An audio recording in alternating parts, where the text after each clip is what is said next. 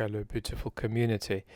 Why did I think Trump would win? And I don't want to indulge myself over that question, but rather use it as an excuse to get us to look at a really important historical or social concept that is altogether absent from debates about the aftermath of the election, in which it should definitely be present.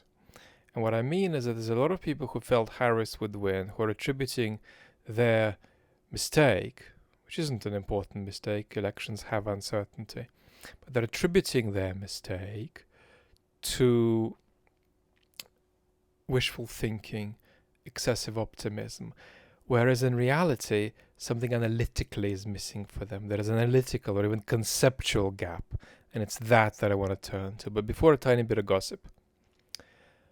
Most of my academic friends and most of my journalistic friends felt on balance Trump would win.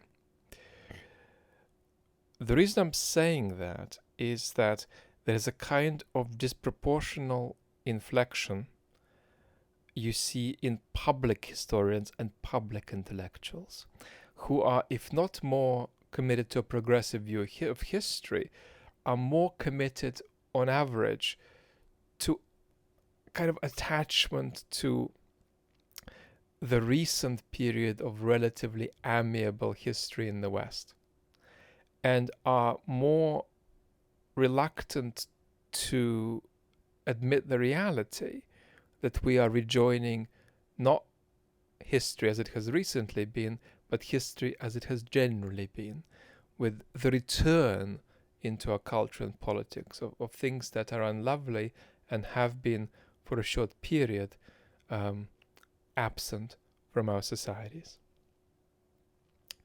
That aside apart, let's come back to the key question.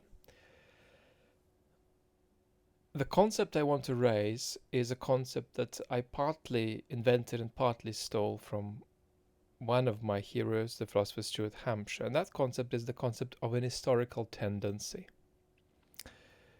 And it's a difficult concept for us to grasp because we live in a very scientific culture, so we want something law-like and generalizable when it comes to social explanation, or we think that it must be subjective, where we oscillate in that scientific false dichotomy. And moreover, we have a tendency of thinking of historical tendency in terms of fashion, something that takes one shape now, but in 5 years will take a quite different shape. And I think that too is a kind of scientific mistake. The real shape of an historical tendency is that it is, of course, contingent, because history is not progressive, but it's contingent across large stretches of historical time. You could have a tendency that lasts 40 years. A political tendency. A cultural tendency could actually last longer. It could last 200-300 years. But while it is contingent, comes and goes, it doesn't come and go every 2 or 3 years. And it can be affected by intentional human action, but only to a limited degree. Typically, with historical tendencies, we can inflect them by intentional human action, but we can't reverse them. To obliterate an historical pattern, it normally takes an extraordinary, unexpected historical event. So if you ask me now, what would it take to simply reverse the pattern of democratic decline in the West, I would say, well, perhaps a global nuclear exchange, right? Something we would never even want to contemplate. So let's apply this concept of an historical tendency to the state of our democracies.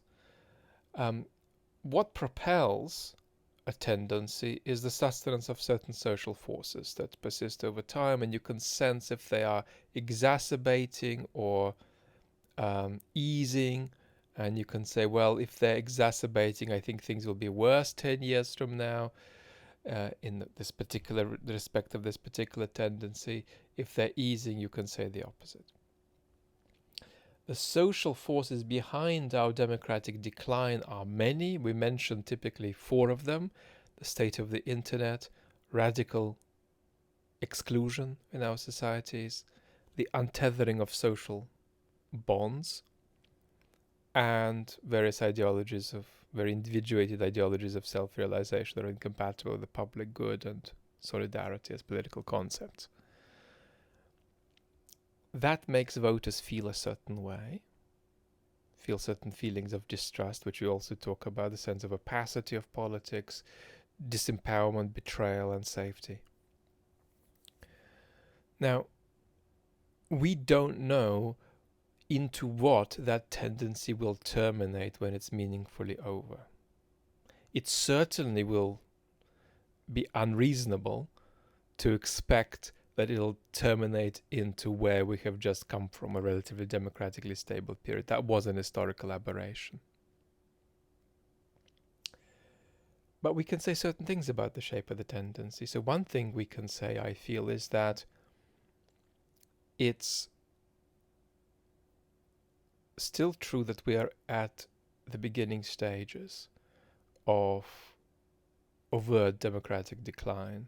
Perhaps if we were at the beginning in 2016, we're now in the middle or at the end of the beginning. This tendency will exacerbate over time. That is evident. The time frame isn't clear, but it's evident.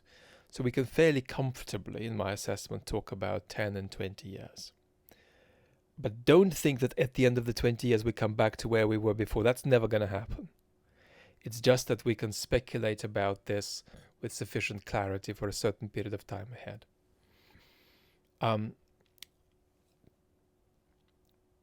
So in 2020, trust in America is lower, trust in institutions, than in 2016. And it's lower in 2024 than in 2020. And it will be lower in 2028 than in 2024. So notice this, right?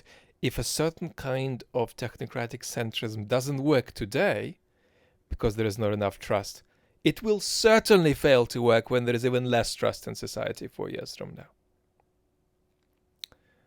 And I'm comfortable to extrapolate this to the 2030s. So in the middle of the 2030s, there will be quite a bit less trust than in the late 2020s in most Western societies. So we're talking about a certain concept there, concept of an historical tendency. We're talking about an application of it. And what was missing from a lot of people's analysis of the election is that tendency.